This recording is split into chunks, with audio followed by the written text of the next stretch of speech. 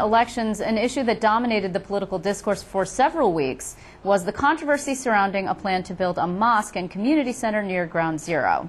The rhetoric, as you'll recall, became very, very heated, and some candidates spent considerable money on TV ads that blasted other candidates for supporting the proposal. The State Civil Liberties Union says those ads and the press that the story received may have contributed to a growing number of anti-mosque protests across New York. And today, the organization released a new paper documenting this growing situation, rather troubling. I'm joined now by the executive director of the NYCLU, Donna Lieberman, to talk more about this report. Donna, it is great to see you. Thanks for having me, Liz. So this is actually pretty disturbing. I mean, what it suggests is that the press, of which, of course, we are a member, somehow is responsible in a way for fanning the flames of prejudice around the state. Well, I wouldn't lay it all at the feet of the press. Oh, good. But thank you. I'm a pal. but I think that what the press covers and how it covers it obviously contributes. What's a story and what's not. Interestingly enough, the Park 51 Mosque was covered as breaking news, even though it had been announced 6 months before the press frenzy became a reality here in Lower Manhattan. But it became a feeding frenzy for the press, really in part due to the fact that the political candidates in the gubernatorial election were trying to get some traction for their candidacy by seeing who could be more hostile to Muslims than the next. And of course, the religious right did its fair share. Right. I mean, if I remember this storyline correctly, it was because a conservative blogger seized on the issue and actually branded it as the Ground Zero Mosque, even though the project that we're talking about is actually a couple blocks away. It's not on Ground Zero per se, and that name stuck, and then subsequently it all sort of fell apart from there. It's now back in at least the political news because it's become an issue in that special election down in the 9th Congressional District for the seat that used to belong to Anthony Weiner. However, these issues are not just in New York City. I mean, you have a map here that indicates there are some there was one in Carlton, New York, of course, our viewing area, Hudson, New York, too. I mean, obviously troubling. Do you think these were going on before and we just weren't paying attention?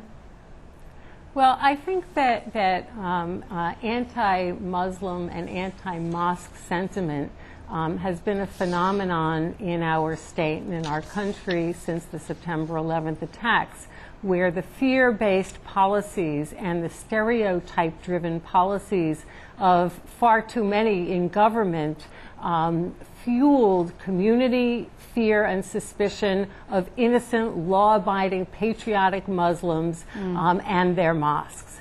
And what we've documented here is a number of cases where mosques and Muslims attending mosques were subjected to intense criticism. I guess intense is, with regard to Park 51 is to put it mildly, and efforts to block them from functioning in the way that they had for years, or to block them from building a site or taking over a site anew. And that happened all over the state. It even happened here in New York City. Okay, so the problem now, obviously, is that the 10th anniversary of 9/11 is upon us. It is bringing back all of these emotions and issues and prejudices for people. And NYCLU is concerned that there's going to be an uptick in incidents, and so you have some recommendations for elected officials. That's right. We think it's really important for our elected officials to speak out in support of the religious freedom and the equal rights of the Muslim community, the right to worship in their places of worship, the mosques.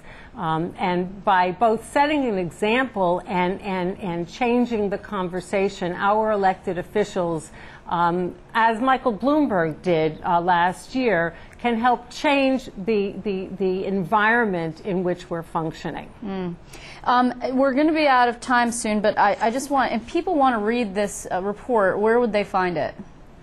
The report, which is called Religious Freedom Under Attack, the Rise in Anti-Mosque Activities in New York State, it's available at nyclu.org on our website. The full thing is there, and it documents the number of incidents and a series of recommendations, including for the NYPD to abandon its stereotype-driven policies and training materials, and also to let people know exactly what they're doing to train cops in how to deal with and protect the rights of Muslims while going after suspicious criminal activity, but not law-abiding people. Is that something that you're also seeing upstate, a law enforcement sensitivity issue? Because I know that's something that the NYCLU keeps pretty close tabs on.